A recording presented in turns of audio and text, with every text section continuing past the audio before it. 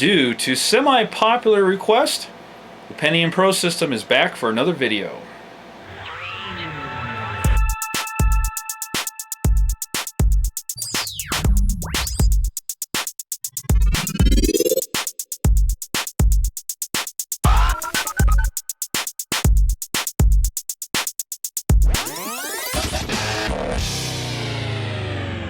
One of the first videos that I did for this channel was building a dual Pentium Pro system. The system sat for a while since my last video with Ubuntu, and I ended up selling the motherboard with processor and heat sinks, but I did keep the RAM though. Something just didn't seem quite right with that board. While the benchmarks of Quake 2 and Quake 3 were really good, I felt the frame rate was a bit lower than it should have been at 245 MHz with 70 MHz bus and 50 nanosecond RAM. I really felt that clock speed in that video card, which was a GeForce 4 MX4000 PCI card, that it should have been in the lower 50s with Quake 2 and Quake 3 mid to upper 30s. Granted, these games don't know anything about dual CPUs, but given how slow Windows 2000 and XP and Linux were, I felt something was just a bit off. It took an hour, maybe a little longer since I paused it, to get this far. I would not recommend this on a Pentium Pro system. Those operating systems I would have thought would have been just a bit better since they're SMP enabled. I've ran those on Pentium 2s before and they're slow, but they're better than the Pentium Pro was. Since then I've been wanting to rebuild it again, and I came across a great deal on eBay. This motherboard with processor ended up winning for 99 cents with $15 shipping. I sort of felt bad about having paid so little since this board is worth a bit more than that, but the seller listed it as a socket 8 motherboard with the gateway part numbers, and it was just by sheer luck and deep eBay warrior searching that I ended up finding this. If he had listed it as Pentium Pro motherboard, it probably would have sold long before I found it. Yes, you heard me right, this is a gateway OEM motherboard. I can also tell from the looks of this board that it is an Intel OEM motherboard. Fitted to this motherboard is a Pentium Pro 180 MHz CPU with 256K of level 2 cache, exactly the same as the previous dual Pentium Pro system was running. This one, however, is obviously only a single CPU motherboard. Interestingly though, this motherboard has the same number of PCI slots.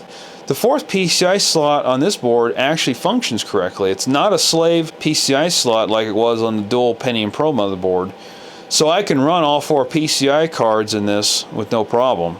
The voltage regulation is a bit weak in my opinion, but it handles the CPU at 200 MHz without issue.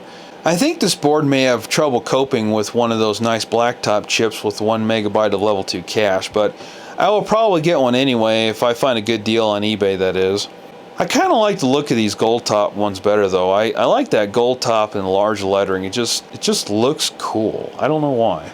Thankfully, the lettering on this one is not all worn off like some of the others I've seen on eBay for sale. Only seeing pictures of these CPUs does not convey the size of these chips. These chips are almost the same size as 4 socket 775 CPUs, and there is some noticeable weight to these chips as well. This motherboard only supports 72-pin EDO RAM. The dual board ran only 168-pin EDO, and in my case I ran 50 nanosecond ECC RAM in it, 1 GB worth to be exact. And I'll tell you what, boy, that did take a long time to count to 1 gig. This motherboard came to me without any kind of I/O shield on the back, and I was luckily able to find one that fit it. Although this I/O shield has cutouts for the Ethernet and USB and audio headers, which this motherboard has absolutely none of. It's curious, this motherboard doesn't appear to have any USB headers on it whatsoever. And we can't forget to apply our beloved Arctic Silver 5 thermal compound to the processor before reattaching the heatsink. Just a little wiggle to spread that thermal compound around and we're good to go. I like this heatsink a little bit better than the one that came on the dual Pentium Pro motherboard. I like the clips better on this one too, and that makes me think that I can probably use these clips to mount a larger heatsink to this if I so desire. This is something that I like a lot about this case. Assemble everything into the tray and then just slide it all in. Although it gets to be a bit tricky trying to get that thing to go over the little clips there. And finishing touches? Add some thumb screws to that tray to hold it in there. The case is no longer empty anymore, as has now been filled with the Pentium Pro once again. 128 megabytes of EDO 60 nanosecond RAM is installed, as that is the most I currently have to occupy the slots with. I had anticipated that NT4 would boot right up, considering that I was using the same hardware and the chipset on the motherboard was the same as it was on a dual board that I had. Indeed, it did boot up, then froze after about a minute or so. I had thought that I was using a Sound Blaster Live before, but I noticed that OS64 drivers were installed. I think I had ran both sound cards in this system at one time, but I'm pretty sure I was running the Live last. I thought this was the issue. NT was trying to use the OS64 drivers with the Live card and it was freezing up when it tried to start the services. After pulling the card and finding the problem still existed, I reinstalled the system. Of course, it wasn't until I went to reload the Ethernet drivers that I realized I had grabbed the wrong 3COM card and put it into the system. I wouldn't have had to reinstall the system probably if I had thought to also pull the Ethernet card when I was trying to figure out the problem. Oh well, no big deal. Too late now. At this point in the video, I'm running the system with NT4 Service Pack 5, 200 MHz CPU clock with 66 MHz bus, same video, sound, and Ethernet cards as before. Running Quake 2 and Quake 3 benchmarks revealed something rather interesting that I really wasn't expecting. This Pentium Pro system at 200 MHz is actually running about the same frame rate as the dual Pentium Pro was at 245. It's only scoring about 0.6 of a frame per second slower than the other one was. This is a result that I was not expecting at all. This is only running at 200 MHz and it seems to be pretty much equal performance to the Pentium Pro that was running at 245 MHz. Very interesting indeed. Quake 3, however, revealed a different result. It is actually a few frames a second slower than the Pentium Pro was at 245 MHz. Very curious result, and after seeing Quake 2, I thought Quake 3 should have been similar results, but they aren't. This was replicated after installing Service Pack 6 and DirectX 5 for NT4. Running the Pentium Pro at 233 MHz, the tests are a little bit interesting. SpeedSys shows that there is an improvement here. We're getting close to the Pentium 2 233 processor here.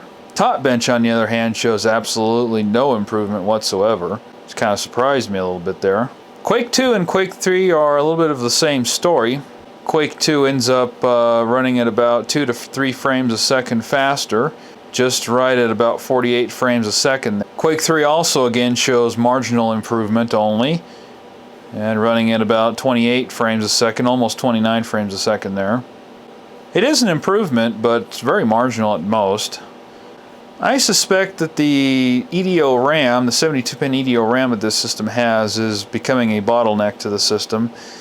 And this might explain why the dual Pentium Pro system actually did a little bit faster in Quake 3.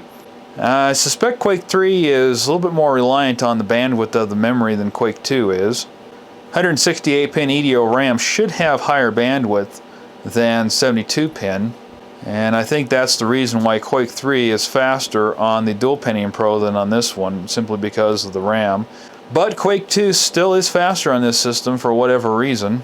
This is a test that I will have to eventually repeat on a Pentium 2 system, although I don't have any motherboards right now, Pentium 2s, that support 72-pin EDO RAM. I do have my eye on an FX Pentium 2 motherboard though, so that might be showing up in a future video. Well, the Pentium Pro is certainly a very interesting platform to have, and finding it for 16 bucks, well, I just couldn't pass that up. Thankfully I didn't get outbid on it.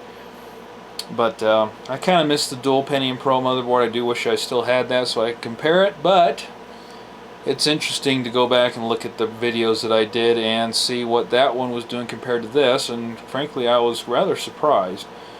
The EDO RAM is clearly a bottleneck on the system, I think, because there's marginal, if any, improvement when overclocking it to 233 MHz. So I've got my eye, like I said, on an FX Pentium 2 motherboard on eBay, and so that does have 4 72-pin slots on it. So that would be apples to apples comparison, pretty much. So that would be a very interesting test.